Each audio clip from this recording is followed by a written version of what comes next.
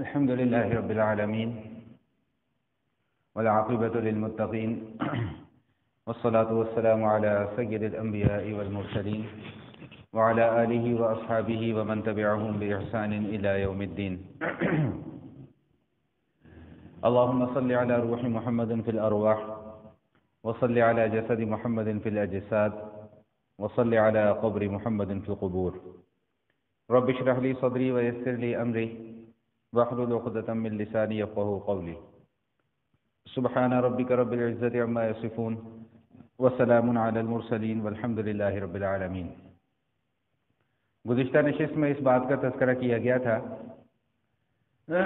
کہ اللہ جل شانہ نے اہل ایمان پر ایک احسان فرمایا ہے، اور احسان یہ فرمایا ہے کہ اللہ تعالیٰ نے نبی علیہ الصلاۃ والسلام کو بحیثیت نبی کے اس دنیا کے اندر مبعوث فرمایا، اور ان کے ذمہ 4 کام لگا دیے، جن میں سے سب سے پہلا کام کلام پاک کی آیات کی تلاوت ہے، دوسرا کام تعلیم کتاب ہے، تیسرا کام تزکیہ نفس ہے، اور چوتھا کام تعلیم حکمت ہے. تلاوت آیات اور تعلیم کتاب کے حوالے سے کچھ اہم گزارشات میں نے گزشتہ نشست میں آپ حضرات کی خدمت میں عرض کر دی تھی. گفتگو کا تسلسل جوڑنے کے لیے میں وہیں سے بات کا آغاز کر رہا ہوں کہ قرآن کریم کے جس طرح الفاظ اللہ جل شانہ کی طرف سے نازل شدہ ہیں، اسی طرح قرآن کریم کے معنی اور مفاہیم بھی اللہ جل شانہ کی طرف سے نازل شدہ ہیں. جس طرح قرآن کریم کے الفاظ کے اندر کوئی رد و بدل نہیں کیا جا سکتا، اسی طرح قرآن کریم کے معنی اور مفاہیم کے اندر بھی کسی قسم کا کوئی رد و بدل کرنا جائز نہیں ہے، یا قرآن کریم کے معنی اور مفاہیم کو حضور علیہ الصلاۃ والسلام کے بتلائے ہوئے معنی اور مفاہیم سے جدا کر کے الگ کر کے اپنی مرضی کا کوئی مطلب بیان کرنا یہ بھی جائز نہیں ہے. علماء کرام نے اس کو تفسیر بالرائے قرار دیا ہے، اور تفسیر بالرائے باجماع امت حرام قرار دیا گیا کہ یہ اتنا بڑا گناہ ہے، اتنا بڑا گناہ ہے کہ اللہ جل شانہ نے اس عمل کو کسی بھی حالت میں پسند نہیں فرمایا. اور اس کی وجہ کیا ہے، ذرا گہرائی میں جائیں تو بات سمجھ میں آ جاتی ہے. کیونکہ اللہ جل شانہ نے یہ دین اسلام جو جناب رسول اللہ صلی اللہ تعالی علیہ وسلم پر نازل فرمایا، قیامت تک کے لیے اللہ جل شانہ نے اس دین کو آخری دین قرار دیا ہے، اس مذہب کو آخری مذہب قرار دیا ہے. اب کوئی نیا دین بھی آنا نہیں، کوئی نیا نبی بھی آنا نہیں، اس لیے اللہ جل شانہ نے اس بات کا خاص اہتمام فرمایا کہ اس دین کے اندر تحریف اور تبدل نہ کیا جا سکے. جس طرح کے یہود و نصارہ نے اپنی اپنی کتابوں کے اندر تحریف اور تبدل کیا، انہوں نے معنی بھی بدل دیے، انہوں نے الفاظ بھی بدل دیے. جو آیات ان کی مرضی کے مطابق تھی وہ رہنے دی، جو آیات مرضی اور منشا کے مطابق نہیں تھی ان کو خارج کر دیا گیا. جو معنی اور مفاہیم اس وقت کے انبیاء کرام پر نازل کیے گئے ان کے اندر تبدیلی کر دی. لوگوں سے صرف چندے وصول کر کے، لوگوں سے نذرانے وصول کر کے، لوگوں سے رشوتیں وصول کر کے ان کتابوں کے اندر، ان کے معنی اور مفاہیم کے اندر انہوں نے تبدیلیاں کر دی. اور قرآن کریم کے اندر یہ ساری کی ساری باتیں موجود ہیں. یہی وجہ ہے کہ اللہ جل شانہ نے قرآن کریم کے متعلق یہ بات ارشاد فرما دی تھی کہ انا نحن نزلنا الذکر وانا له لحافظون، ہم نے ہی اس قرآن کریم کو نازل کیا ہے اور قیامت تک اس کی حفاظت کا انتظام بھی ہم ہی کریں گے. اب حفاظت کا انتظام کس طرح کروایا؟ اللہ جل شانہ نے 2 طریقے اختیار فرمائے. ایک انتظام الفاظ کی حفاظت کا کروایا، اور ایک انتظام معنی کی حفاظت کا کروایا. الفاظ کی حفاظت کا انتظام کیسے کروایا کہ یہ قرآن کریم کے اندر اللہ پاک نے یہ معجزاتی خصوصیت رکھ دی کہ یہ قرآن کریم حرف بحرف یاد ہو جاتا ہے. دنیا کی اور کوئی کتاب ایسی نہیں ہے کہ جو حرف بحرف یاد ہو جاتی ہو، لیکن قرآن کریم جو ہے یہ حرف بحرف یاد ہو جاتا ہے. الحمدللہ رب العالمین سے لے کر من الجنۃ والناس تک 6666 آیات حرف بحرف، لفظ بلفظ، بغیر کسی زیر زبر پیش شد مد کے تبدل کے بغیر اللہ جل شانہ نے اس کتاب کے اندر یہ خصوصیت رکھی ہے کہ یہ یاد ہو جاتی ہے. اور ہزاروں نہیں، لاکھوں نہیں، اربوں کھربوں کی تعداد میں حفاظ کرام نبی علیہ الصلوۃ والسلام کے زمانے سے لے کے آج تک آ رہے ہیں اور قیامت تک آتے رہیں گے۔ جب تک اللہ تعالیٰ کو منظور نہیں ہوگا تب تک یہ حفاظت کا، الفاظ کی حفاظت کا سلسلہ اس انداز میں چلتا رہے گا۔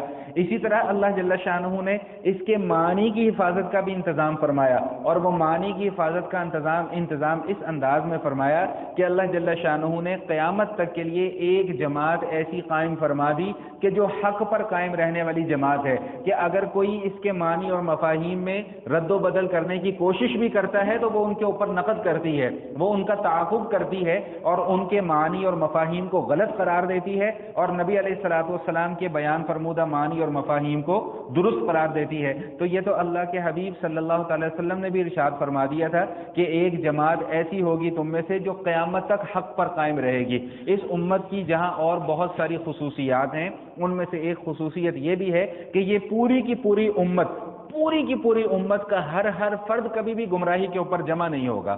ہاں، کوئی ایک ٹکڑا، کوئی ایک جماعت، کوئی ایک فرقہ علیحدہ اپنا کوئی راستہ اختیار کر لے، وہ ایک علیحدہ بات ہے، وہ تو سلسلہ چلتا رہے گا، لیکن من حیث القوم، من حیث الامت، کبھی بھی یہ پوری کی پوری امت ایک ساتھ گمراہی کے اوپر جمع نہیں ہوگی، چونکہ اللہ تعالیٰ نے حق اور باطل کے درمیان میں فیصلے کرنے ہیں، اس لیے حق بھی موجود رہے گا، باطل بھی موجود رہے گا، اور حق اور باطل کے درمیان یہ مارکہ آرائی، اور حق اور باطل کے درمیان میں یہ محاذ آرائی، اور حق اور باطل کے درمیان میں یہ مقابلہ، یہ ازل سے تھا اور یہ ابد تک یہ سلسلہ چلتا رہے گا۔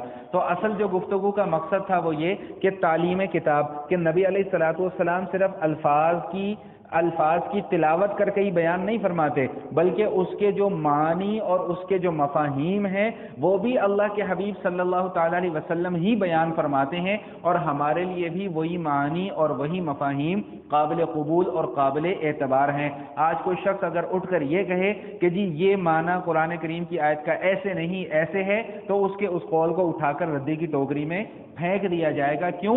اس لیے کہ اپنی مرضی کے معنی اور مفاہیم بیان کرنے کو الحاد سے تعبیر کیا گیا، اور الحاد کفر کی قسموں میں سے ایک بڑی شدید ترین قسم ہے۔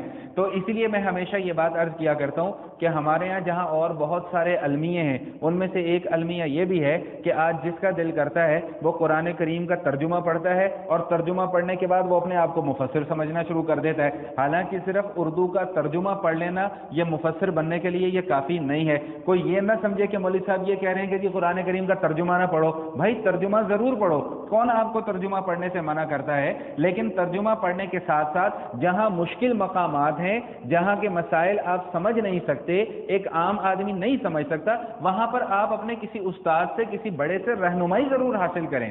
وہاں پہ یہ نہیں کہ آپ اپنی عقل کے گھوڑے جو ہیں وہاں پر دوڑانا شروع کر دیں، وہ کام خراب ہو جائے گا۔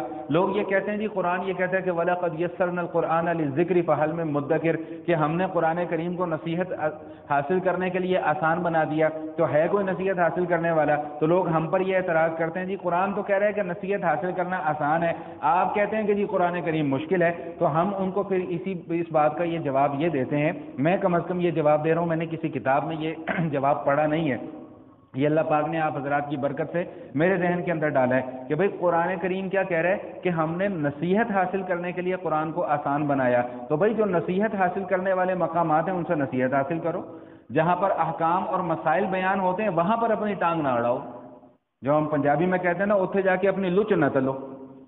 سمجھ میں آ گئی بات کہ نہیں آ گئی؟ تو جہاں احکام اور مسائل بیان کیے گئے ہیں وہاں پر نہ پنگے بازی کرو، ہاں جہاں سے نصیحت آموز واقعات مل رہے ہیں، نصیحت آمیز باتیں مل رہی ہیں، وہاں آپ کو کون منع کرتا ہے نصیحت حاصل کرنے سے؟ نصیحت حاصل کرو۔ تو تعلیم کتاب کا معنی یہی ہے کہ اللہ کے نبی صلی اللہ تعالی وسلم نے قرآن کریم کے معنی اور مفاہیم بھی بیان فرمائے ہیں، تو جس طرح قرآن کریم کے الفاظ وہی معتبر ہیں، اس طرح قرآن کریم کے معنی اور مفاہیم بھی وہی معتبر ہوں گے۔ اس کے علاوہ کوئی نئی بات اپنی طرف سے کرے گا تو اس کے معنی اور مفاہیم کو کسی بھی صورت میں قبول نہیں کیا جائے گا۔ موجودہ دور جو کہ بھرپور ترین فتنوں کا دور ہے. ہر روز ایک نیا فتنہ ہے، ہر روز ایک نیا تماشا ہے، ہر روز ایک نئی بات سامنے آتی ہے، ہر روز ایک نئی لاجک سامنے آ جاتی ہے، ہر روز ایک نیا فلسفہ سامنے آ جاتا ہے. یہ دور انتہائی خطرناک دور ہے. اور یاد رکھیے گا، میں بڑے وثوق کے ساتھ یہ بات آپ کو بتلا رہا ہوں کہ یہ فتنے معمولی فتنے نہیں ہیں. یہ فتنے ایسے فتنے ہیں کہ اگر خدا نخواستہ کوئی ان فتنوں کے اندر مبتلا ہو جائے تو اسے اپنے ایمان کے لینے کے دینے پڑ جائیں گے. تو اس وقت ایمان بچانا بہت ضروری ہے. ایمان اصل بنیاد ہے. ایمان بچ گیا تو باقی معاملات بھی سارے کے سارے درست ہو جائیں گے. اور خدا نہ خواستہ کہیں ایمان کو ہی رگڑا لگ گیا تو پھر باقی سارے کے سارے معاملات بھی خراب ہو جائیں گے. اس لیے موجودہ دور کی جہاں اور بہت ساری ضرورتیں ہیں، ان میں سے ایک ضرورت یہ بھی ہے جس کا میں تذکرہ ہمیشہ کیا کرتا ہوں کہ بھائی خدا کے واسطے علماء کے ساتھ اپنے رابطے مضبوط رکھیں، علماء سے بدگمان نہ ہوں، علماء سے بدظن نہ ہوں، علماء کے ساتھ رابطے اپنے مضبوط رکھیں، ان سے سیکھیں، ان سے پوچھیں جا کے. آپ کے معاشرتی مسائل ہوں، آپ کے معاشی مسائل ہوں، آپ کے خاندانی مسائل ہوں، آپ کے معمولات ہوں، آپ کی عبادات ہوں، ہر معاملے میں علماء کرام سے رہنمائی لے کر پھر آگے چلیں. انشاءاللہ کبھی بھی آپ کو نقصان نہیں ہوگا. ہمارے ایک دوست ہیں، وہ اکثر جب بات ہوتی ہے گمراہی پر یا گمراہ کن طبقات پر تو وہ اکثر یہ کہتے ہیں کہ یار اللہ پاک نے ان کو علم نہیں دیا ہوا، ان کو یہ بات سمجھ میں کیوں نہیں آتی؟ ہمیں تو سمجھ آ جاتی ہے، ان کو کیوں نہیں سمجھ میں آتی؟ تو میں ان کو یہی جواب دیا کرتا ہوں کہ آپ کو اس لیے سمجھ میں آ جاتی ہے کہ آپ کے رابطے علماء کے ساتھ ہیں. آپ پوچھ کر ان سے چلتے ہیں کہ بھائی اب یہ مسئلہ آ گیا، اب اس میں ہمیں کیا کرنا چاہیے، اب یہ مسئلہ آ گیا، اب اس میں ہمیں کیا کرنا چاہیے. جن لوگوں کے رابطے علماء کرام سے کمزور ہیں، یاد رکھیے گا کہ ان کو موجودہ دور میں گمراہی سے کوئی بچا نہیں سکتا. یہ میں پورے وثوق کے ساتھ اور پورے اعتماد کے ساتھ یہ بات آپ کو کر رہا ہوں. تو بہرحال عرض کرنے کا مقصد یہ تھا کہ حضور علیہ الصلوۃ والسلام کی ذمہ داریوں میں سے دو بڑی بڑی ذمہ داریاں ہیں. ایک تو تلاوت آیات ہے اور ایک تعلیم کتاب ہے. تعلیم کتاب کا بار بار یہی معنی عرض کر رہا ہوں کہ جو معنی اور مفاہیم اللہ کے نبی صلی اللہ تعالی وسلم نے بیان فرمائے ہیں، انہی معنی اور مفاہیم کو من وعن تسلیم کرنا، یہ تعلیم کتاب کا اصل مقصد ہے. وگرنہ تو اب دیکھیں، میں آپ کو ایک بات اور بتلاؤں. اب صحابہ کرام رضوان اللہ تعالی اجمعین ہیں، عربی زبان کے سارے جاننے والے تھے، قرآن بھی عربی زبان میں ہی نازل ہو رہا ہے، لیکن اس کے باوجود نبی علیہ الصلوۃ والسلام کے پاس جاتے ہیں قرآن سیکھنے کے لیے. آخر ان کو کیا ضرورت تھی اس طرح جا کر قرآن سیکھنے کی؟ کیا ضرورت تھی؟ کیونکہ وہ تو عربی جانتے تھے، عربی سمجھتے تھے، لیکن اس کے باوجود حضور علیہ الصلوۃ والسلام کے پاس سیکھنے کے لیے جاتے تھے. کیوں سیکھنے کے لیے جاتے تھے؟ اس لیے سیکھنے کے لیے جاتے تھے کہ وہ اپنی مرضی کا کوئی معنی اور مفہوم اخذ نہیں کرنا چاہتے تھے.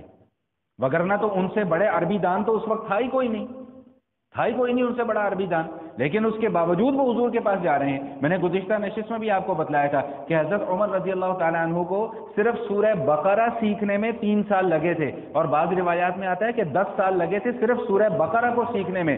آخر سورہ بقرہ کے اندر ایسی کیا وجہ تھی کہ عربی جاننے کے باوجود، فصاحت اور بلاغت کو جاننے کے باوجود، صرف سورہ بقرہ کے مضامین کو سیکھنے میں، معانی اور مفاہیم کو سیکھنے میں ان کو 10 سال کا عرصہ لگ رہا ہے؟ کیا وجہ تھی ایسی؟ یہی وجہ تھی کہ وہ یہ نہیں چاہتے تھے کہ ہم اللہ کے کلام میں اپنی طرف سے کوئی چیز داخل کر سکیں. آج تو ہم نے پورے کے پورے دین کو ایک مذاق اور کھلواڑ بنا لیا. جس کو جو چیز سمجھ میں آ جاتی ہے وہ اس کو دین قرار دے دیتا ہے، جس کو جو چیز سمجھ میں آ جاتی ہے وہ دین قرار دے دیتا ہے، حالانکہ دین کا دور دور تک ان چیزوں سے کوئی تعلق اور واسطہ بھی نہیں ہوتا. نبی علیہ الصلوۃ والسلام کی پیدائش کا موقع آیا تو کیا غل غپاڑے ہم نے نہیں کیے. اور مزے کی بات یہ ہے کہ بڑے فخر کے ساتھ ہم اس کو دین کا حصہ قرار دیتے ہیں، بڑے فخر کے ساتھ. بریک ڈانس بھی اس وقت عشق رسول بن جاتا ہے، نعوذ باللہ من ذالک. تو بہرحال یہ چیزیں سمجھنے کی ہیں، سیکھنے کی ہیں. اللہ سے دعا یہ کیا کریں ہمیشہ کہ اللہ تعالی ہم سب کو سیدھے راستے پر چلنے کی توفیق عطا فرمائے. اللہ تعالی ہم سب کو دین کا صحیح فہم نصیب فرمائے. یہ دین کا صحیح فہم مل جانا یہ اللہ تعالی کی نعمتوں میں سے بہت بڑی نعمت ہے. اللہ کے حبیب صلی اللہ تعالی وسلم ارشاد فرماتے ہیں، من یرید اللہ بہ خیرا یفقہہ فی الدین. اللہ جس کی بہتری چاہتے ہیں اس کو دین کی صحیح سمجھ عطا فرما دیتے ہیں. تو اللہ سے کہ آپ دعا کرنی ہے، جہاں ہم اور بہت ساری دعائیں کرتے ہیں، وہاں پہ ایک دعا یہ بھی آج سے ہی شروع کر دیں کہ یا اللہ تو ہمیں ان لوگوں میں شامل فرما جو تیرے نزدیک بہتر ہیں۔ اور اللہ کے نزدیک بہتر لوگ کون ہیں؟ جن کو اللہ دین کی صحیح سمجھ عطا فرما دیتے ہیں۔ اور دوسری دعا آج سے اپنی دعاؤں میں ہم نے ایک یہ بھی شامل حال کر لینی ہے کہ یا اللہ ہمیں دین کی بھی صحیح سمجھ عطا فرما۔ دین کی صحیح سمجھ آئے گی تو دین پر چلنا آسان ہے، دین کی صحیح سمجھ نہیں آئے گی تو ہم اوٹ پٹانگ چیزیں دین کے اندر شامل کرتے چلے جائیں گے اور ان کو دین سمجھ کر کرتے چلے جائیں گے۔ نتیجہ کیا ہوگا کہ کل قیامت والے دن نبی علیہ الصلوۃ والسلام کے ہاتھوں پھر حوض کوثر کا پانی نہیں ملے گا۔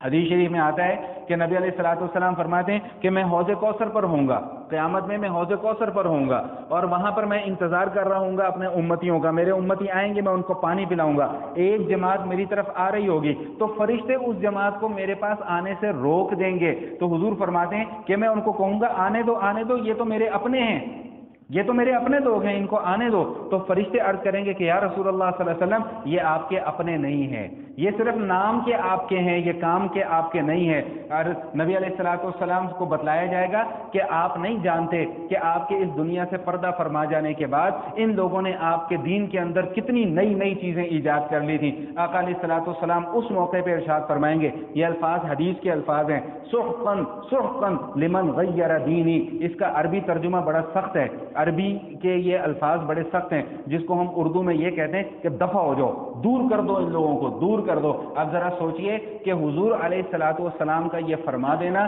کہ ان لوگوں کو مجھ سے دور کر دو، اس سے بڑی بدنصیبی اور کیا ہوگی۔ آقا علیہ الصلوۃ والسلام کے علاوہ تو ہمارا کوئی آسرا ہی نہیں ہے آخرت میں بخشش کا، حضور علیہ الصلوۃ والسلام کے علاوہ تو ہماری کوئی امید ہی نہیں ہے کہ جس بنیاد پر ہم بخشے جائیں۔ بھائی نہ ہمارے اعمال اس قابل ہیں، نہ ہمارا ایمان اس قابل ہے، تو صرف اور صرف ایک ہی آسرا ہے ہمیں کہ آخرت میں حضور علیہ الصلوۃ والسلام کا دست شفقت ہمارے سروں پہ آ جائے کہ یا اللہ یہ میرا پیارا ہے، یہ میرا امتی ہے، اس کو میرے ساتھ جنت میں جانے دے۔ اگر اس وقت حضور علیہ الصلوۃ والسلام یہ فرما دیں کہ دفع کر دو ان کو مجھ سے، دور کر دو ان کو مجھ سے، تو پھر میرے اور آپ کے پاس پھر باقی کیا رہ جائے گا؟ اور وہ موقع ایسا نہیں ہے کہ وہاں پر جا کر کے کوئی معافی تلافی ہو سکے، وہاں پر جا کر کوئی توبہ تلے کا وقت مل سکے، نہیں، وہاں پر جا کر پھر ٹائم نہیں ملے گا۔ تو اس لیے جو کچھ کرنا ہے ہمیں اس دنیا کے اندر رہ کر کرنا ہے۔ تو بہرحال دو مقاصد کے اوپر گفتگو ہو گئی، اب تیسرے مقصد کی طرف آتے ہیں۔ تیسرا مقصد یا تیسری ذمہ داری جو نبی علیہ الصلوۃ والسلام کے ذمہ لگائی گئی وہ کیا ہے بھائی؟ تزکیہ نفس۔ تزکیہ نفس کا معنی کیا ہوتا ہے؟ تزکیہ نفس کا معنی یہ ہوتا ہے کہ جس طرح ہم اپنے ظاہر کو پاک اور صاف رکھتے ہیں، ہمیں اپنا باطن بھی پاک اور صاف رکھنا ہے۔ جس طرح ہم ظاہر کے اوپر کوئی غلاظت اور نجاست اور کوئی گندگی پسند نہیں کرتے، اسی طرح ہمیں اپنے اندر بھی کسی قسم کی کوئی گندگی باقی نہیں رکھنی، اس گندگی کو نکالنا پڑے گا۔ اب سوال یہ پیدا ہوتا ہے کہ یہ گندگی نکلے گی کیسے؟ دیکھو بھائی، خدا نہ خواستہ میرے سر میں درد شروع ہو جاتا ہے، میرے سر میں درد ہو گیا، اب میں ڈاکٹر کے پاس جاتا ہوں، ڈاکٹر میرا چیک اپ کرتا ہے، ڈاکٹر اس کے بعد مجھے ایک پرچی بنا کے دیتا ہے کہ بھائی مولوی صاحب جاؤ یہ جا کر ٹیسٹ کروا لو۔ اب میں جا کر ٹیسٹ کرواتا ہوں، میں ویسے کر رہا ہوں، دعا کرو کہ اللہ نہ کرے کہ ایسا ہو، سمجھانے کے لیے بات کر رہا ہوں۔ اب میں جا کر ٹیسٹ کرواتا ہوں، ٹیسٹ کروایا تو وہاں پہ اب کیا پتہ چلا؟ جی ان کے تو گردے بھی خراب ہیں، ان کو تو یہ بھی مسئلہ ہے، ان کو تو یہ بھی مسئلہ ہے، ان کو تو یہ بھی مسئلہ ہے۔ تو اب مجھے ان ساری بیماریوں کا آج سے پہلے پتہ نہیں تھا، کب پتہ چلا؟ جب میں ڈاکٹر کے پاس گیا، جب میں نے تشخیص کروائی، تب جا کے پتہ چلا کہ بھائی یہ بیماریاں لگ رہی ہیں۔ سمجھ میں آ گئی بات؟ تو اب اسی طرح جو دل کی بیماریاں ہیں، جو اندر کی بیماریاں ہیں، ان کا کیسے پتہ چلے گا؟ تو بھائی ان کا تبھی پتہ چلے گا جب ہم اللہ والوں کی صحبت جا کر اختیار کریں گے، جب ہم نیک لوگوں کی صحبت میں جا کر بیٹھیں گے، جو واقعتاً اللہ والے ہوں، دکھاوے کے اللہ والے نہیں، واقعتاً اللہ والے لوگ ہوں، ان کے پاس جا کر بیٹھیں گے تو پتہ چلے گا وہ ہو ہمارے دل کے اندر تو یہ بھی خرابی ہے، ہم تو جھوٹ بھی بول رہے ہیں، یہ جھوٹ بولنا دل کی بیماری ہے، یہ حسد کرنا، جیلسی کرنا یہ دل کی بیماری ہے، تکبر کرنا دل کی بیماری ہے، نظروں کی حفاظت نہ کرنا یہ دل کی بیماری ہے، کانوں کی حفاظت نہ کرنا یہ دل کی بیماری ہے۔ یہ ساری کی ساری ایسی بیماری ہے جن کا تعلق دل کے ساتھ ہے۔ دل صاف ہوگا تو تزکیہ نفس ہوگا، دل صاف نہیں ہوگا تو تزکیہ نفس نہیں ہوگا۔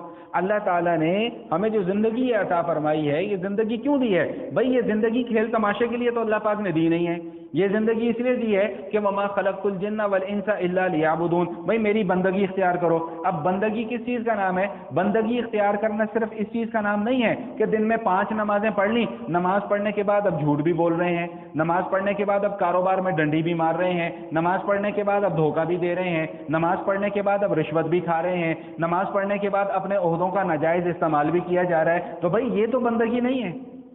یہ تو صرف نماز پڑھنا پورا کا پورا دین تو نہیں ہے، یہ تو دین کا ایک شعبہ ہے۔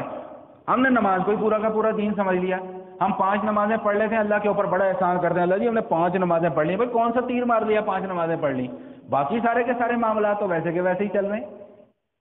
تو تزکیہ نفس کس چیز کا نام ہے؟ تزکیہ نفس اس چیز کا نام ہے کہ انسان 100% پورے کے پورے دین کے اوپر چلنا شروع ہو جائے، اس چیز کا نام تزکیہ نفس ہے۔ اس کے دل کے اندر کسی کا بغض نہ ہو، اس کے دل کے اندر حسد نہ ہو، اس کے دل کے اندر کینہ نہ ہو، اس کے دل کے اندر عداوت نہ ہو، اس کی زبان جھوٹ نہ بولتی ہو، اس کے کان گناہ کی باتیں نہ سنتے ہوں، اس کی آنکھیں گناہ کی طرف دیکھتی نہ ہوں، اس کے قدم گناہ کی طرف چل کر نہ جاتے ہوں، اس چیز کا نام تزکیہ نفس ہے۔ جب انسان اس صحبت میں آئے گا، صحبت اختیار کرے گا، تب جا کے یہ سارے کے سارے معاملات حل ہوں گے۔ نبی علیہ الصلوۃ والسلام کے پاس صحابہ کرام آتے ہیں، حضور کی خدمت میں حاضر ہوتے ہیں، اور حضور علیہ الصلوۃ والسلام کی خدمت میں جو ایمان قبول کرنے کی نیت سے آتا ہے یا جو ایمان قبول کر لیتا ہے، اب نبی علیہ الصلوۃ والسلام تو نبی علیہ الصلوۃ والسلام ہیں، ان کی نظر کے اندر اللہ پاک نے ایسی تاثیر رکھی، ان کی صحبت کے اندر اللہ پاک نے ایسی تاثیر رکھی کہ منٹوں سیکنڈوں کے اندر دل بدل جایا کرتے تھے، منٹوں سیکنڈوں کے اندر۔ ابھی ایک لمحہ پہلے دشمن ہیں، تلوار لے کر آ رہے ہیں، قتل کرنے کے ارادے سے آ رہے ہیں، ایک لمحے کے بعد قدموں میں گرے پڑے ہوئے۔ تو یہ نبی علیہ الصلوۃ والسلام کی صحبت کا اثر تھا، حضور علیہ الصلوۃ والسلام کی نظر کی تاثیر تھی۔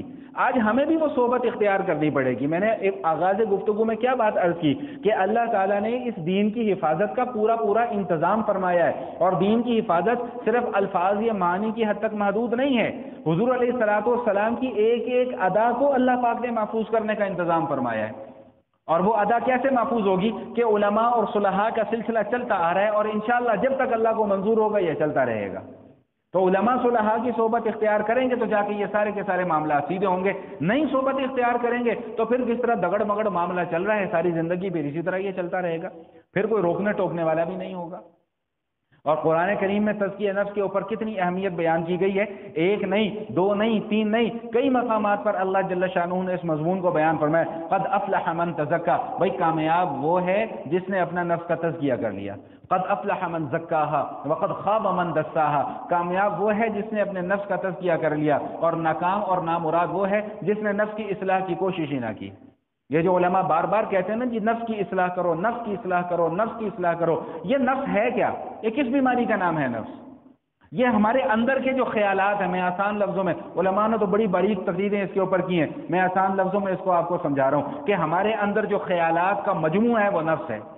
اب وہ خیالات اچھے ہو جائیں گے تو وہ نفس مطمئنہ ہے، وہ خیالات برے ہو جائیں گے تو وہ نفس امارہ ہے۔ میرے خیالات، میرا نفس مجھے گناہ کی طرف مائل کر رہا ہے تو وہ نفس امارہ ہے۔ وما ابرئ نفسی ان النفس لامارۃ بالسوء، یہ حضرت یوسف علیہ الصلوۃ والسلام بیان فرما رہے ہیں، وما ابرئ نفسی ان النفس لامارۃ بالسوء، کہ نفس امارہ جو ہے وہ تو ہے ہی سراسر گناہ کی طرف لے کر جانے والا۔ ایک دوسرا نفس ہے جس کا قرآن کریم میں تذکرہ آیا، لا اقسم بیوم القیامہ ولا اقسم بالنفس اللوامہ، اللہ جل شانہ فرما رہے ہیں کہ میں نفس اللوامہ کی قسم کھاتا ہوں۔ اب نفس اللوامہ کیا چیز ہے؟ غلطی ہو گئی، دو باتیں ہوں گی، غلطی ہونے کے بعد دو باتیں ہوں گی، یا تو بندہ اپنی غلطی کے اوپر ڈٹ جائے گا، ہاں جی میں نے کیا، کر لو جو کرنا ہے، کیوں جی، ایک تو یہ ہے، ایک یہ ہے اوہو بڑی غلطی ہو گئی۔ اب دونوں میں کتنا فرق ہے؟ غلطی کا احساس ہو جانا، یاد رکھیے گا کہ یہ بھی اللہ تعالیٰ کی نعمتوں میں سے ایک نعمت ہے۔ گناہ کرنے کے بعد گناہ کا احساس ہو جانا کہ ہاں مجھ سے غلطی ہو گئی، ندامت کا ہو جانا کہ بڑی غلطی ہو گئی، شرمندگی کا ہو جانا، یہ بھی اللہ تعالیٰ کی نعمتوں میں سے ایک نعمت ہے۔ اور گناہ کرنے کے بعد احساس ہی نہیں ہو رہا کہ ہم گناہ کر رہے ہیں، تو پھر بھائی اپنے دل کو ٹٹولنے کی ضرورت ہے۔ پھر اپنے ایمان کو ٹٹولنے کی ضرورت ہے، پھر اپنے نفس کو ٹٹولنے کی ضرورت ہے کہ ہم کس طرف جا رہے ہیں، ہم نے کوئی غلط راستہ تو نہیں پکڑ لیا۔ تو نفس لوامہ کیا ہے کہ بھائی اگر کوئی غلطی سرزد ہو جائے تو اس غلطی کے اوپر ہٹ درمی کا مظاہرہ نہ کیا جائے، کوئی گناہ سرزد ہو جائے تو اس گناہ کے اوپر ہٹ درمی کا مظاہرہ نہ کیا جائے، بلکہ اللہ کے حضور فوراً گڑ گڑا کر معافی مانگ لی جائے، اللہ جی بڑی غلطی ہو گئی، معاف کر دیں، آئندہ نہیں کروں گا۔ یہ نفس لوامہ ہے۔ اور جب انسان کو نفس لوامہ نصیب ہو جاتا ہے نا تو پھر آخر میں جو تیسرا انعام ملتا ہے وہ کیا ملتا ہے؟ وہ نفس مطمئنہ ملتا ہے۔ اور وہ نفس مطمئنہ کیا چیز ہوتی ہے کہ جس انسان کی طبیعت گناہ کی طرف مائل ہی نہیں ہوتی، اس کے لیے تھوڑی سی محنت کرنی پڑتی ہے، اس کے لیے تھوڑی سی مشقت کرنی پڑتی ہے، اس کے لیے اپنے ماحول کو بدلنا پڑتا ہے۔ جیسا کہ میں ہمیشہ یہ بات آپ کے سامنے کیا کرتا ہوں کہ جب تک ہمارا ماحول نہیں بدلے گا تب تک ہماری اصلاح ممکن نہیں ہے۔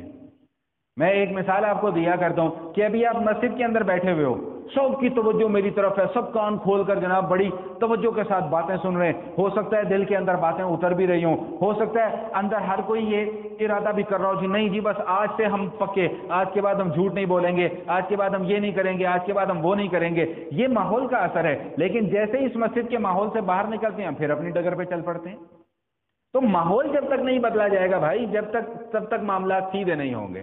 بنی اسرائیل میں ایک شخص نے 99 قتل کیے، میرے جیسے کسی ان پڑھ ملا کے پاس چلا گیا، جا کے پوچھا جی میں توبہ کر سکتا ہوں؟ انہوں نے کہا نہیں خبردار کوئی توبہ نہیں، 99 قتل کر کے آیا۔ اس نے کہا چل تیرا بھی کام تمام، سینچری پوری، 100 قتل پورے کر دیے۔ پھر کسی بڑے اللہ والے کے پاس گیا، حضرت 100 قتل کر کے آ رہا ہوں، توبہ ہو سکتی ہے؟ ہاں بالکل توبہ ہو سکتی ہے، لیکن بھائی توبہ کو قائم رکھنے کے لیے تمہیں اپنا ماحول بدلنا پڑے گا۔ جاؤ فلاں علاقے میں ایک درویشوں کی جماعت ہے، ان کے پاس جا کر بیٹھو، ماحول بدلو، تب جا کے تمہاری توبہ قبول ہوگی۔ تو بھائی جب تک ماحول نہیں بدلا جائے گا تب تک یہ میں ایک اسکول میں جاب کرتا تھا، بڑی پرانی بات ہے، تو وہاں پہ ایک دن ایک صاحب آئے، وہ اسکول ایسا تھا، اقرا کے نام سے آپ نے سیٹ اپ سنا ہی ہوگا کہ وہ قرآن پاک حفظ بھی چلتا ہے اور اسکولنگ بھی چلتی ہے۔ تو ایک صاحب آئے، کہنے لگے جی وہ بچہ صبح 8 بجے سے 4 بجے تک آپ کے پاس رہتا ہے، گھر جا کے گالیاں بچہ نکالتا ہے اور یہ کرتا ہے اور وہ کرتا ہے اور فلاں کرتا ہے، ڈھمکانا کرتا ہے۔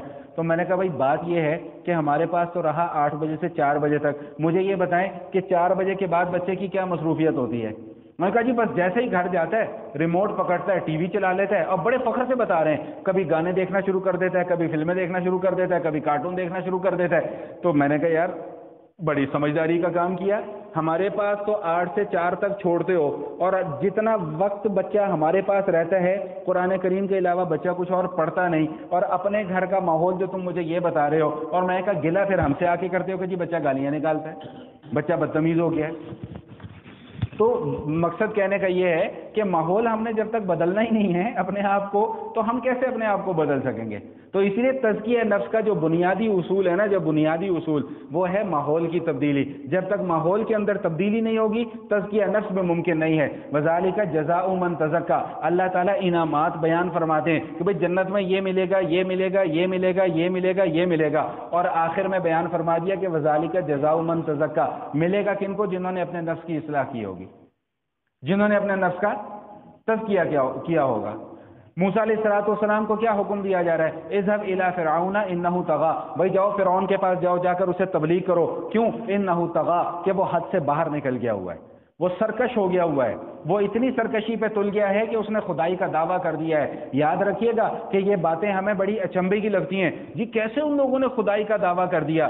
ہم میں سے بھی نعوذ باللہ نعوذ باللہ نعوذ باللہ، اللہ نہ کرے، اللہ نہ کرے، اللہ نہ کرے، نقل کفر نہ باشد، اگر ہم بھی اپنے گناہوں کے اوپر اسی طرح ہٹ درمی کا مظاہرہ کرتے رہیں تو ہم میں سے بھی کسی سے کوئی بعید نہیں ہے کہ کل کو وہ بھی خدائی کا دعویٰ کر بیٹھے۔ جب انسان گناہ کے راستے پہ چلتا ہے نا، اور گناہ کو گناہ نہیں سمجھتا، گناہ کو گناہ نہیں سمجھتا، برائی کو برائی نہیں سمجھتا، جب برائی کی قباحت اس کے دل سے نکل جاتی ہے تو پھر خدائی کا دعویٰ کرنا بھی کوئی معیوب بات نہیں لگتی۔ تو اس لیے صحبت اختیار کرنی پڑے گی بھائی، اللہ والوں کی صحبت اختیار کرو گے تو نفس کا تزکیہ ہوگا۔ اس کے اوپر اور بھی بہت ساری باتیں ہیں لیکن پھر درمیان میں یہ مضمون رہ جائے گا۔ چوتھی ذمہ داری جو اللہ جل شانہ نے نبی علیہ السلام کی لگائی وہ کیا ہے؟ وہ ہے تعلیم حکمت۔ تعلیم حکمت پہلی کیا ہے؟ تلاوت آیات، دوسری کیا ہے؟ تعلیم کتاب، تیسری کیا ہے؟ تزکیہ نفس، اور چوتھی کیا ہے؟ تعلیم حکمت۔ یہ تعلیم حکمت کیا ہے؟ تعلیم حکمت کس چیز کا نام ہے؟ علماء کرام فرماتے ہیں کہ حکمت سے مراد نبی علیہ الصلوۃ والسلام کی سنت اور نبی علیہ الصلوۃ والسلام کی حدیث ہے۔ اگر آپ حضرات کو یاد ہو پتہ نہیں جمعے کا بیان جو سن کے جاتے ہیں یہ باتیں یاد بھی رہتی ہیں کہ نہیں رہتی، مجھے یاد پڑ رہا ہے کہ میں نے غالباً پچھلے سال اس موضوع کے اوپر 4 جمعے پڑھائے تھے کہ سنت کس چیز کا نام ہے اور سنت کی اہمیت کیا ہے۔ تو میں اب وہ 4 جمعوں کا خلاصہ کوشش کرتا ہوں کہ ان 10 منٹوں میں آپ کے سامنے بیان کر دوں تاکہ ریفریش ہو جائیں ساری کی ساری باتیں۔ بھائی پہلے تو یہ سمجھ لیجئے کہ حدیث کس چیز کا نام ہے اور سنت کس چیز کا نام ہے، یہ اچھے طریقے سے سمجھ کے جائیں، انشاءاللہ ثم انشاءاللہ زندگی بھر یہ باتیں آپ کے کام آئیں گی۔ حدیث کس چیز کا نام ہے اور سنت کس چیز کا نام ہے، پہلے تو یہ سمجھ لیجئے۔ بھائی جو آسان لفظوں میں سمجھا رہا ہوں، کوئی میں علمی بات آپ کے سامنے نہیں کروں گا، جو بات نبی علیہ الصلوۃ والسلام نے بیان فرما دی یا کوئی عمل نبی علیہ الصلوۃ والسلام کے سامنے ہوا اور آقا علیہ الصلوۃ والسلام نے اس کو منع نہیں فرمایا، یا نبی علیہ الصلوۃ والسلام نے کوئی عمل خود سے کیا، ان 3 چیزوں کا نام حدیث ہے۔ حضور علیہ الصلوۃ والسلام کا قول، فعل اور تقریر۔ تقریر کا کیا معنی کہ نبی علیہ الصلوۃ والسلام کے سامنے کوئی عمل کسی صحابی نے کیا اور حضور علیہ الصلوۃ والسلام نے اسے منع نہیں فرمایا، اس چیز کا نام حدیث ہے۔ پھر آگے علماء نے اس کا مفہوم اور بھی وسیع کیا ہے، میں اب اس کی طرف نہیں جاتا۔ اور سنت کس چیز کا نام ہے؟ سنت کا لفظی معنی علماء کرام نے بیان فرمایا طریقہ۔ سنت کا معنی کیا ہے بھائی؟ طریقہ۔ اور طریقہ کس کا؟ رسول اللہ صلی اللہ تعالی وسلم کا طریقہ۔ سمجھ میں آ گئی بات؟ اچھا، اب حضور علیہ الصلوۃ والسلام فرماتے ہیں کہ علیکم بسنتی، بھائی تم پر لازم ہے کہ میری سنت کو مضبوطی سے پکڑو۔ ایک جملہ عرض کرنے لگا ہوں، اللہ کرے کہ بات سمجھ میں آ جائے، نہیں سمجھنا چاہتے اس لیے آمین نہیں کہا، اللہ کرے کہ بات سمجھ میں آ جائے۔ ہاں بھائی، ہر حدیث کے اوپر عمل ممکن نہیں ہے، جبکہ ہر سنت پر عمل ممکن ہے اور کرنا بھی ضروری ہے۔ پوچھو کیسے؟ وہ ایسے کہ اب حدیث کس چیز کا نام ہے کہ نبی علیہ الصلوۃ والسلام کوئی عمل کر رہے ہیں یا حضور نے کوئی بات بیان کی ہے تو ایک صحابی یا ان کا شاگرد جو ہے آگے اس بات کو نقل کر رہا ہے کہ یہ حضور نے یہ فرمایا، اس چیز کا نام تو کیا ہو گیا بھائی؟ حدیث۔ اب ایک وہ کام ہے جو خود نبی علیہ الصلوۃ والسلام کر رہے ہیں، جس پر عمل کر رہے ہیں، وہ کیا ہو گیا؟ سنت۔ اب ہر حدیث پر عمل ممکن نہیں ہے، کیوں؟ اچھا پہلے یہ سمجھ لیں کہ سنت کسے کہتے ہیں۔ سنت کا تو ابھی لفظی معنی بتایا، ہر وہ عمل جو آقا علیہ الصلوۃ والسلام نے بطور عادت کے کیا ہو، یعنی مستقل کیا ہو، اس کو کیا کہتے ہیں بھائی؟ سنت۔ میں اس کو سمجھانے کی کوشش کرتا ہوں۔ دیکھیں، وضو کے اندر کتنے فرائض ہیں جی؟ 4 فرائض ہیں وضو کے اندر۔ چہرہ دھونا، دونوں ہاتھ کونیوں تک دھونا، سر کا مسح کرنا اور پاؤں دھونا، یہ 4 فرائض ہیں۔ یہ 4 فرائض اگر کسی نے ادا کر لیے تو وضو ہو جائے گا، یہ مسئلہ ذہن نشین فرما لیں، وضو ہو جائے گا۔ لیکن اس کے علاوہ جو باقی چیزیں ہیں، کلی کرنا، ناک میں پانی ڈالنا، ہاتھ دھونا، یہ ساری کی ساری چیزیں کیا ہیں؟ سنت ہیں۔ اور ان کو سنت کیوں قرار دیا گیا؟ کہ نبی علیہ الصلوۃ والسلام نے ہر وضو میں ہمیشہ یہ اعمال کیے۔ اب ہم صرف فرائض ادا کر لیں تو وضو ہو جائے گا۔ اگر آپ نماز پڑھنا چاہیں تو نماز پڑھ سکتے ہیں، اس سے بھی نماز بھی ہو جائے گی، لیکن دل کے اندر ایک خلش سی رہ جائے گی، یار کلی نہیں کی، ناک میں پانی نہیں ڈالا۔ یہ خلش کیوں ہمیں بے چین کر رہی ہے؟ یہ ہمیں اس لیے بے چین کر رہی ہے کہ ہم سے رسول اللہ صلی اللہ علیہ وسلم کی ایک سنت چھوٹ گئی ہے۔ اور یہ بے چینی کیوں ہو رہی ہے؟ اس لیے کہ ہمیں نبی علیہ الصلوۃ والسلام سے محبت بھی ہے۔ تو جب حضور سے محبت ہے تو ان کی سنتوں سے بھی محبت ہے۔ قاضی عیاض رحمۃ اللہ تعالی علیہ بہت بڑے کوئی ایک اللہ والے گزرے ہیں، ایک دن کہیں غالباً پتہ نہیں سفر میں تھے یا کیا معاملہ تھا، تو جلدی وضو کیا، تو ہر عضو کو صرف ایک مرتبہ دھویا۔ اچھا یہ مسئلہ بھی ہے، اگر آپ چہرہ 1 مرتبہ دھو لیں، ہاتھ 1 مرتبہ دھو لیں، پاؤں 1 مرتبہ دھو لیں، وضو ہو جائے گا۔ لیکن 3 مرتبہ دھونا کیا ہے بھائی؟ رسول اللہ صلی اللہ علیہ وسلم کی سنت۔ تو اب وہ چونکہ اللہ والے بہت بڑے تھے، انہوں نے ہر عضو کو 1 مرتبہ دھویا اور اپنا معمولات ادا کی اور چل پڑے۔ رات کو سوئے تو حضور علیہ الصلوۃ والسلام کی زیارت ہوئی تو آقا علیہ الصلوۃ والسلام نے فرمایا کہ عیاض، مجھے تم سے یہ امید نہیں تھی کہ تم میری سنت کو چھوڑو گے۔ یہ خواب میں نبی علیہ الصلوۃ والسلام قاضی ایاز رحمۃ اللہ تعالی کو فرما رہے ہیں. اب ایک جملہ صرف میں عرض کروں گا پھر بات کو آگے چلاؤں گا کہ کل قیامت والے دن اگر نبی پاک صلی اللہ تعالی وسلم ہم سب کو اکٹھا کریں اور ایک جملہ یہ ارشاد فرما دیں کہ مجھے تم لوگوں سے امید نہیں تھی کہ تم میری سنت کو چھوڑو گے، پھر ہم کیا جواب دیں گے؟ ہوگا کسی کے پاس کوئی جواب؟ ذرا سوچیں، ذرا ایک لمحے اپنے آپ یہ سمجھیں کہ ہم اس دنیا میں ہی نہیں ہیں، ہم میدان حشر میں ہیں اور یوں ایسے مجمع لگا ہوا ہے. نبی علیہ الصلوۃ والسلام یہاں تشریف فرما ہو اور نبی علیہ الصلوۃ والسلام ہم سب سے مخاطب، مجھے بھی آپ کو بھی، ہم سب کو مخاطب کر کے کہیں کہ مجھے GOR3 والوں، شادمان والوں، لاہور والوں، مجھے تم لوگوں سے یہ امید نہیں تھی کہ تم میری سنت کو چھوڑو گے. کیا گزرے گی اس وقت جب ہم کسی ایک سنت کو توڑ رہے ہوتے ہیں نا، ایک سنت کو توڑ رہے ہوتے ہیں، تو یاد رکھیے گا کہ ادھر روزہ اطہر میں نبی علیہ الصلوۃ والسلام کے دل پہ چوٹ لگ رہی ہوتی ہے. یہ میں بات ایسے ہی نہیں کر رہا ہوں، اندھیرے میں تیر نہیں چلا رہا، میں ریت کے ٹیلے پہ کھڑے ہو کے بات نہیں کر رہا، پورے وثوق کے ساتھ یہ بات کر رہا ہوں کہ جب ہم صرف ایک سنت کو چھوڑتے ہیں نا، ایک سنت چھوڑتے ہیں یا توڑتے ہیں یا ایک سنت کو ذبح کر دیتے ہیں، تو ادھر روزہ اطہر میں نبی علیہ الصلوۃ والسلام کے دل پہ جا کر چوٹ لگتی ہے. تو ویسے تو ہم سب کا دعویٰ یہ ہے کہ ہم عاشق رسول ہیں، لیکن دوسری طرف ہم اسی نبی کو تکلیف بھی پہنچا رہے ہیں. بھائی کل قیامت والے دن کیا جواب دیں گے جا کر؟ اللہ اکبر کبیرہ. تو چلو بہرحال بات دوسری طرف نکل کے تو سمجھانا یہ چاہ رہا تھا کہ نبی علیہ الصلوۃ والسلام کی سنت سے مراد ہر وہ اعمال ہیں جو آقا علیہ الصلوۃ والسلام نے ہمیشہ بطور عادت کے جن اعمال کو کیا ہو، یہ اعمال نبی علیہ الصلوۃ والسلام کی سنت کہلاتے ہیں. تو اب یہ جو چوتھی ذمہ داری آئی نا، یہ چوتھی ذمہ داری کیا بیان کی گئی کہ چوتھی ذمہ داری ہے تعلیم حکمت. تعلیم حکمت سے یہاں پر مراد حضور علیہ الصلوۃ والسلام کی سنت اور نبی علیہ الصلوۃ والسلام کی حدیث ہے. اب مضمون چل رہا ہے قرآن کا، تو اب جب ہم اس پوری آیت کو ملائیں گے تو اب اس کا معنی یہ ہوگا کہ نبی علیہ الصلوۃ والسلام کی حدیث اور سنت کو ملائے بغیر قرآن سمجھ میں نہیں آ سکتا. یہ شاید میں نے پہلے بھی کسی موقع پہ آپ کے سامنے، اور ایک مرتبہ نہیں کئی مرتبہ میں نے بات کی ہے. میں آسانی کے لیے آپ لوگوں کے سامنے نماز روزے کی مثالیں بیان کرتا ہوں، وگرنہ مثالیں تو اور بھی بہت ہیں. اچھا بھائی، قرآن یہ کہہ رہا ہے کہ اقیم الصلاۃ، نماز قائم کرو، لیکن قرآن یہ نہیں بتاتا کہ نماز قائم کیسے کریں. قرآن یہ نہیں بتاتا کہ دن میں کتنی مرتبہ نماز قائم کریں. قرآن یہ نہیں بتاتا کہ رکوع پہلے کریں کہ سجدہ بعد میں کریں، کیسے کریں. قرآن یہ نہیں بتاتا کہ پہلی رکعت میں سب سے پہلے اللہ اکبر کہہ کے ہاتھ باندھنا ہے. قرآن یہ نہیں بتاتا کہ پہلے ثنا پڑھنی ہے، پھر تعوذ تسمیہ پڑھنا ہے، پھر سورہ فاتحہ پڑھنی ہے، پھر اس کے بعد کوئی سورت یا کوئی آیت پڑھنی ہے.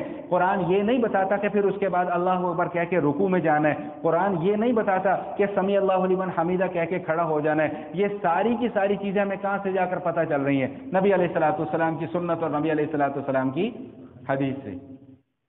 قرآن نے تو یہ کہہ دیا بھائی زکوٰۃ ادا کرو، کتنی ادا کریں، کب ادا کریں، کون ادا کرے گا، کس کو دینی ہے، کس کو نہیں دینی ہے، یہ سارے کے سارے معاملات ہمیں نبی علیہ الصلوۃ والسلام کی سنت اور حدیث سے پتہ چلتے ہیں. تو اس طرح اب معلوم کیا ہوا کہ جتنی اہمیت اللہ کے قرآن کی ہے اتنی ہی اہمیت حبیب کے بیان کیے ہوئے الفاظ کی ہے. جس طرح قرآن پر ایمان فرض ہے، اسی طرح احادیث کے اوپر بھی ایمان رکھنا فرض ہے، بشرطے کہ وہ صحیح ہوں. یہ نہیں ہمارے کہ جو آج کل دگڑ مگڑ چل رہی ہے، ہر کسی کی بات کو اٹھا کے حدیث کے ساتھ چپکا دیا جی یہ حضور کی حدیث ہے. نعوذ باللہ من ذالک، یہ بہت بڑا گناہ ہے، یاد رکھنا بہت بڑا گناہ ہے. یہ اتنا بڑا گناہ ہے کہ حضور علیہ الصلوۃ والسلام فرماتے ہیں من کذب علی متعمدا فلیتبوأ مقعدہ من النار، کہ جس شخص نے میری طرف کوئی جھوٹی بات منسوب کی جو میں نے نہ کہی ہو، وہ اپنا ٹھکانہ جہنم سمجھ لے. حضرت ابو بکر صدیق رضی اللہ تعالیٰ عنہ نے نبی علیہ الصلوۃ والسلام کی احادیث کا ایک مجموعہ تیار کیا، لکھ کے محفوظ کر لیا. سو گئے، صبح اٹھے، پتہ نہیں دل کے اندر کیا بات آئی، دماغ کے اندر کیا بات آئی، اس کو جا کے پانی سے دھو دیا سارے کے سارا. ان کی ایک صاحبزادیوں میں سے ایک صاحبزادی آئی کہ ابا جان وہ آپ نے حضور علیہ الصلوۃ والسلام کی حدیث کو لکھا تھا، وہ مجموعہ تو ذرا مجھے دیں. تو فرمایا کہ وہ تو میں نے اس کو دھو دیا. ابا جان یہ کیا غضب کیا، کیوں دھو دیا؟ فرمایا کہ مجھے ڈر تھا کہ کہیں میں ایسے الفاظ نہ لکھ بیٹھوں کہ جو میرے آقا علیہ الصلوۃ والسلام نے ادا نہ کیے ہیں اور میں اپنی زبان سے ان کو ادا کر دوں. یہ ہے ادب کا مقام، اور یہ ہے احتیاط کا مقام. ادب اور احتیاط کے حوالے سے ایک واقعہ مجھے اور یاد آ گیا. اب اس موضوع پہ انشاءاللہ اب ٹائم بھی ہو گیا ہے، اگلی نشست میں انشاءاللہ زندگی رہی تو بات کروں گا۔ ادب اور احترام کے حوالے سے مجھے ایک واقعہ اور یاد آ گیا، بس وہ واقعہ سناتا ہوں تاکہ ایمان تازہ ہو جائے اور پتہ چلے کہ یہ لوگ کیسے ادب کیا کرتے تھے، کیسے احترام کیا کرتے تھے۔ ابو بکر صدیق رضی اللہ تعالیٰ عنہ اپنے گھر میں بیٹھے رو رہے ہیں۔ گھر والے آئے، پوچھا حضرت کیا ماجرا ہے، کیوں رو رہے ہیں؟ بھائی میں رو اس لیے رہا ہوں کہ میرا جی یہ چاہتا ہے کہ نبی علیہ الصلوۃ والسلام میرے مال کو اپنا مال سمجھ کے خرچ کیا کریں۔ کیا بات کہی؟ کہ میرے مال کو اپنا مال سمجھ کے خرچ کیا کریں۔ اچھا اب میں ذرا اور اس کو تھوڑی سی وضاحت۔ اب بھائی ایک چیز میری ہے، یہ فرض کریں یہ موبائل میرا ہے، میں نے اگر یہ نواز صاحب کو دینا ہو تو میں ان کو یہ موبائل دوں گا تب یہ موبائل پکڑیں گے، ایسا ہی ہوتا ہے نا جی، میں کوئی چیز ان کو پکڑاؤں گا تب یہ پکڑیں گے، تو جب میں ان کو پکڑاؤں گا تو میرا ہاتھ اوپر ہوگا اور جب یہ پکڑیں گے تو ان کا ہاتھ نیچے ہوگا۔